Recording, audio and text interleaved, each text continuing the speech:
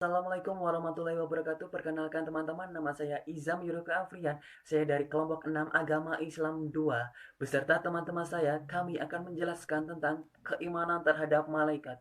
Untuk saya sendiri, saya akan menjelaskan tentang pengertian dari malaikat itu sendiri. Dalam Islam, yang diambil langsung dari kata Arab, yakni malak, yang berarti kekuasaan, yang memiliki jamak, yakni malaika. Lalu dari kata masdah, yakni yang disebutkan alukah. Malaikat itu sendiri berasal dari cahaya yang diciptakan oleh Allah untuk melakukan tugas-tugas tertentu yang telah diberikan kepadanya. Pengertian jin. Kata jin berasal dari bahasa Arab yang artinya jana, yang secara harfiah berarti sesuatu yang tidak terlihat atau tersembunyi. Sedangkan pengertian iblis. Kata iblis berasal dari bahasa Arab yang artinya iblis. Iblis merupakan julukan nenek moyang bangsa jin yang memiliki nama asli Azazil. Azazil adalah makhluk pertama Allah yang membangkang perintahnya untuk bersujud di depan Nabi Adam. Dasar-dasar keimanan kepada malaikat. Meyakini dan mempercayai malaikat adalah kekuatan-kekuatan yang penuh tunduk dan taat pada perintah serta ketentuan Allah Subhanahu wa taala. Malaikat berasal dari kata malak, bahasa Arab yang artinya kekuatan. Dalam ajaran agama Islam terdapat 10 malaikat yang wajib diketahui dari banyak malaikat yang ada di dunia dan akhirat. Dalam hal keimanan kepada malaikat harus ada beberapa unsur berikut ini. Dan yang pasti, setiap manusia ingin bertemu dengan malaikat Israel yang mencabut nyawa kita dengan lemah lembut tanpa ada rasa sakit. Malaikat mungkar dan nakir dengan menampakkan yang baik dan lembut dan menginterogasi kita. Malaikat rakib yang memiliki catatan amal baik yang tebal. Malaikat atid yang hanya memiliki beberapa catatan amal buruk kita. Dalam malaikat Ridwan yang mempersilahkan masuk ke dalam surga yang kekal dan abadi. Yang pertama, mengimani wujud keberadaannya. Untuk yang kedua, mengimani nama-nama mereka seperti yang kita kenal sebagaimana yang termaktub di dalam Al-Quran dan As-Sunnah, maupun terhadap nama-nama yang tidak kita kenal.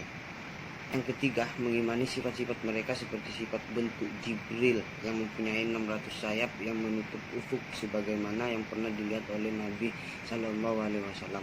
Yang keempat, mengimani tugas-tugas yang diperintahkan Allah kepada mereka yang sudah kita ketahui seperti bertasbih, menyembah Allah siang dan malam tanpa merasa letih, dan yang lainnya.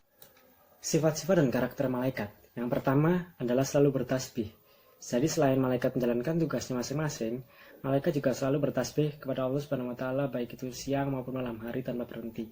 Yang kedua, sifat malaikat adalah terhindar dari sifat jin dan manusia. Yang dimaksud sifat jin dan manusia adalah lapar, kemudian haus, kemudian sakit, seperti itu. Kemudian sifat yang ketiga adalah malaikat selalu taat kepada Allah Subhanahu wa taala. Jadi malaikat tidak pernah sekalipun mengingkari perintah Allah Subhanahu wa taala dan selalu taat dalam menjalankan perintah Allah Subhanahu wa taala. Yang keempat adalah malaikat tidak pernah berbuat maksiat. Jadi malaikat selalu menjalankan tugasnya. Kemudian karena malaikat tidak memiliki hawa nafsu dan terhindar dari sifat manusia, maka malaikat tidak pernah sekalipun melakukan maksiat. Dan yang lima adalah malaikat memiliki sifat malu. Pada suatu hadis Nabi Muhammad SAW bersabda bahwa bagaimana aku tidak malu kepada laki-laki yang bahkan malaikat pun malu kepadanya. Yang nomor 6 tentang bau yang tidak sedap. Yang seperti halnya dalam hadis Nabi Muhammad bersabda, barang siapa yang memakan bawang putih atau bawang merah, janganlah mendekati masjid, karena malaikat merasa terganggu atau membuat manusia tersakiti. Yang ketujuh, tentang tidak makan dan tidak minum. Malaikat ini juga tidak makan dan tidak minum. Nomor 8, mampu berubah wujud. Walaupun memang benar jika malaikat adalah makhluk yang gaib. Yang kesembilan, para malaikat melakukan perintah-perintah yang Allah berikan. Yang ke-10, malaikat mendengar, melihat dan berbicara. Allah juga memberikan karunia kepada malaikat dan bisa berdialog kepada Allah. Ini saya akan menjelaskan tentang perilaku malaikat yang ada di langit yang berkaitan dengan manusia. Di antaranya mencintai orang mukmin. Kenapa aku harus mencintai orang mukmin? Mesti kalian bertanya-tanya di benak kalian, mengapa aku harus mencintai orang mukmin? Apa kaitannya orang mukmin dengan perilaku malaikat yang ada di langit? Nah, di sini ada Imam Bukhari meriwayatkan hadis dari Abu Hurairah, sabda Nabi Muhammad SAW, jikalau Allah mencintai seorang hambanya yang mukmin, Allah akan memanggil malaikat Jibril dan berkata, "Wahai Jibril, cintai orang itu, maka aku mencintainya."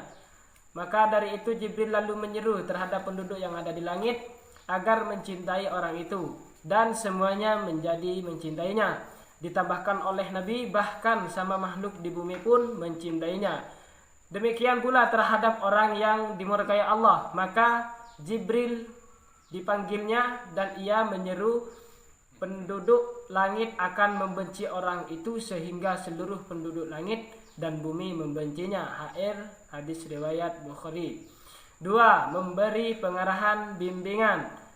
Mengapa kok memberi pengarahan bimbingan? Di sini Hasan bin Sabit radhiyallahu anhu meriwayatkan bahwa Rasulullah sallallahu alaihi wasallam mendoakan Hasan dengan ungkapan, Allahumma ashidu biruhil kudus, bimbinglah ia dengan ruhul kudus. Hadis riwayat Bukhari Muslim. Nah, itu keterkaitan perilaku malaikat Jibril dengan manusia yang ada di bumi.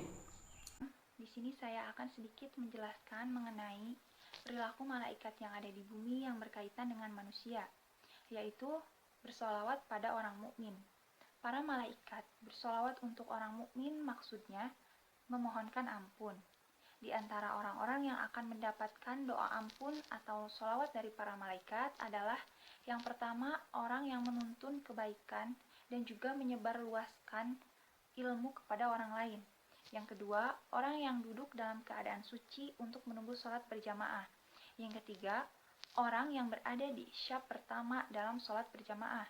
Yang keempat, orang yang sering bangun malam untuk beribadah kepada Allah Subhanahu wa Ta'ala. Selanjutnya adalah mengamini doa orang mukmin.